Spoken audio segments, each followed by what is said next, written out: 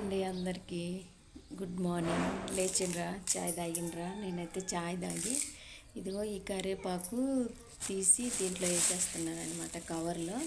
రాత్రి మార్కెట్కి పోతే 10 రూపాయలు ఇస్తే 10 రెమ్మలు ఇచ్చిండు. కనీసం అది 2-3 రోజులన్నా జాగ్రత్త చేయాలని చెప్పి తీసి భద్రం చేస్తున్నా.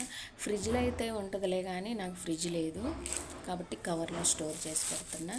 అదే మా ఊర్లో అయితే చెట్టుకున్నది అప్పటికప్పుడు తెచ్చి తాలింపులో వేయాలి. కానీ ఈడ తెచ్చి 10 రూపాయలు పెట్టి తేవాలి, దాన్ని మళ్ళీ జాగ్రత్త చేయాలన్నమాట. మాకు తోటల్లో ఫ్రీగా దొరికే ఆకుకూరలు కూడా డబ్బులు పెట్టి కొనాల్సి వస్తుందన్నమాట. అట్లా ఉంటుంది.